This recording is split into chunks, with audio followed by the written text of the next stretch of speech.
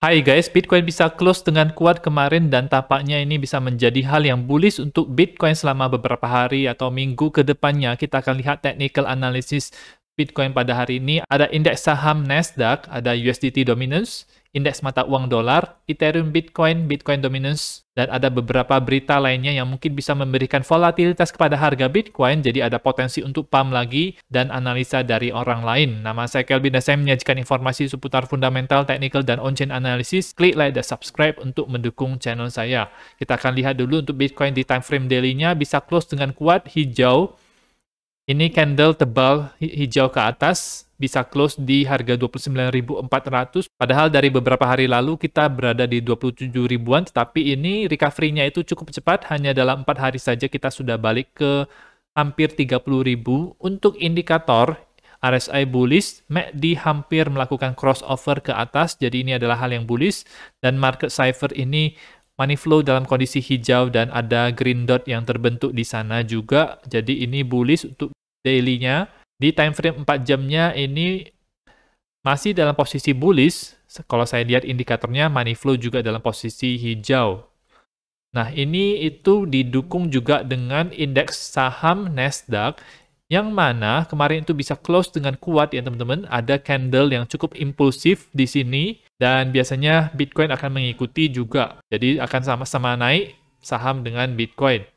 USDT dominance ini close dengan merah dan mengalami penurunan, akan mengalami pump besar kalau misalnya bisa breakdown daripada daerah 6,4% yang ada di sini.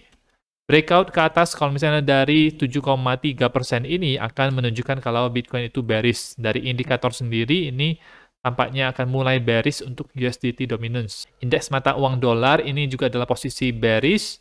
Dia gagal untuk bertahan di atas daripada pola ini, jadi kelihatan kalau ada rejection di garis 101,6 ini, menunjukkan adanya perlemahan dan rejection di sini. Ini bagus untuk mendukung Bitcoin agar bisa naik. Tetapi untuk altcoin masih belum outperform Bitcoin secara mayoritas ya teman-teman.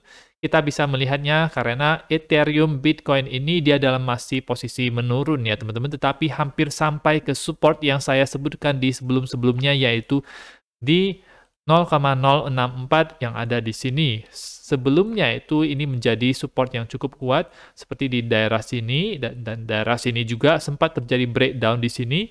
Nah, ini kemungkinan besar akan ada bounce dari daerah ini. Ada bullish divergence yang terbentuk ketika Ethereum Bitcoin ini mengalami penurunan harganya. Jadi RSI-nya itu meningkat, ya teman-teman, kelihatan dengan jelas. Di MACD-nya ini juga ada semacam bullish divergence di histogramnya. Dan ada green dot di market cipher-nya. 0,064 kemungkinan bisa menjadi pivot berbalik arahnya untuk Ethereum per Bitcoin, dan altcoin mungkin bisa mulai pump di situ ya teman-teman. Kelihatan juga di Bitcoin dominance, naik lagi dengan kuat ya, sampai ke 48,67%, hampir ke daerah top sebelumnya di 48,8. Mungkin kali ini akan lebih condong ke double top. Kalau misalnya double top itu tidak terjadi, jadi double top itu seperti ini, kemungkinan akan membentuk pola ending diagonal. Jadi dia masih akan membuat higher high yang ada di sini, tetapi ini biasanya adalah pola terakhir yang terbentuk untuk mengakhiri sebuah tren. Jadi ada higher high yang terbentuk di sini, tetapi biasanya RSI juga akan menunjukkan kalau dia itu akan menurun di RSI-nya. Nah, dari sini bisa ada pembalikan arah ya. Jadi ada dua skenario sekarang, yang double top yang ada di sini dan bisa naik lagi ke atas.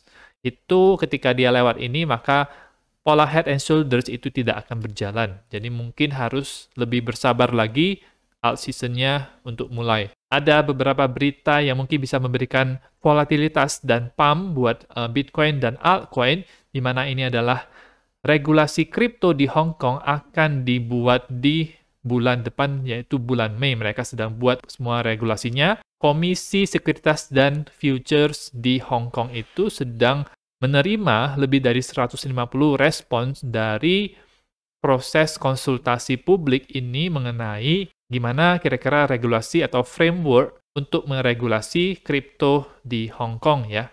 Aturan-aturan baru ini akan mengizinkan investor retail, jadi seperti kita-kita, untuk melakukan trading koin-koin utama seperti Bitcoin, Ethereum mulai dari tanggal 1 Juni. Sembari regulatornya itu sedang mengkondak pilot project untuk menilai keuntungan-keuntungan daripada aset digital ini bullish banget untuk Bitcoin dan kripto, dan khususnya juga lagi untuk koin-koin China ya teman-teman.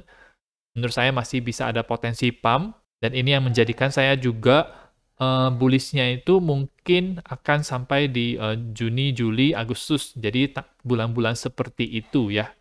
Jadi alt season mungkin akan terjadi dan berakhir di sekitar bulan-bulan itu. Hasil GDP Amerika Serikat kemarin itu menunjukkan kalau terjadi penurunan untuk kuarter per kuarter 1,1%, lebih rendah dibandingkan dengan forecast-nya, jadi cukup jauh.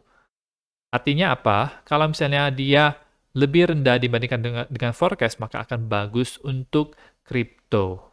Jadi mungkin salah satu penyebab Bitcoin itu pump ya kemarin juga.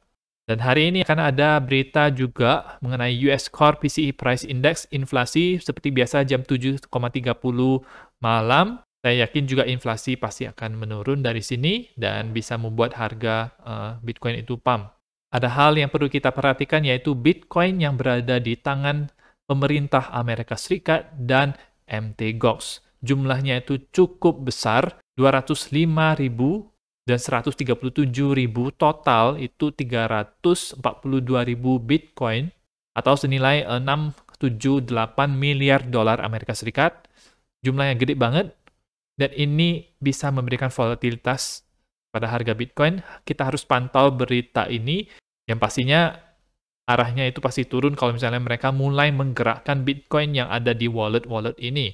Nah, untuk Bitcoin yang berada di government Amerika Serikat, nah kita lihat kalau di bulan Maret kemarin itu terjadi penurunan yang ada di sini, tapi masih ada banyak sekali Bitcoin yang di sini ya teman-teman. Di sini juga Mt. Gox ya teman-teman, dari Juli 2018, jadi kita lihat kotak warna orange ini, itu tidak mengalami perubahan karena mungkin akan diberikan nanti bulan September di tahun ini. Biasanya juga September adalah bulan yang bearish, jadi saya expect mungkin akan deket-deket di bulan itu, mereka akan mulai menggerakkan Bitcoin di wallet mereka dan menjualnya.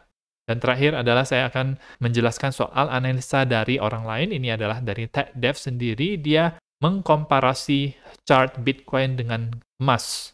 Chart Bitcoin itu yang orange ya, yang orange. Chart emas itu yang ungu. Nah, apa artinya dari sini? Kalau kita lihat ya teman-teman, ketika emas itu mengalami kenaikan yang cukup signifikan, contohnya di bulan Juni 2020, dari sini itu bisa naik sampai ke 2000 lebih. Nah, apa yang terjadi untuk harga Bitcoin? Bitcoin cenderung untuk sideways saja di sini, ada naik sedikit tapi tidak sebanyak yang, atau tidak seperti biasanya ya. Harusnya mengikuti dong. Nah, ini kenapa? Karena Bitcoin itu lagging terhadap emas. Jadi emas duluan, Bitcoin belakangan. Apa yang terjadi setelah emas itu pump dan mengalami konsolidasi dari 2000 itu sampai ke 1700. Itu adalah waktunya untuk Bitcoin terbang, dan dia di terakhir kali lakukan gerakan parabolik ke atas dari harga 11.000 itu sampai ke 60.000 lebih. Jadi ada semacam rotasi uang di pasar ke emas dulu, habis itu Bitcoin, dan ini sekarang kita sedang berada di hal yang sama, mirip sekali ya dengan tahun 2020. Saya melihat ada kemiripan dengan tahun 2020 ya. Untuk tahun ini ada peluang yang besar juga untuk emas itu bisa naik sampai lebih dari 2.000 dolar, dan setelah emas sudah mulai memuncak, maka akan terjadi konsolidasi atau koreksi untuk harga emas. Nah, disitulah adalah waktunya bagi Bitcoin untuk pump dengan kuat. Jadi pastikan teman-teman ada posisi di Bitcoin dan altcoin yang fundamentalnya itu kuat. Itu saja untuk informasi pada video kali ini. Semoga bermanfaat. Teman-teman bisa dukung channel saya dengan mengklik like dan subscribe, dan nantikan video saya selanjutnya.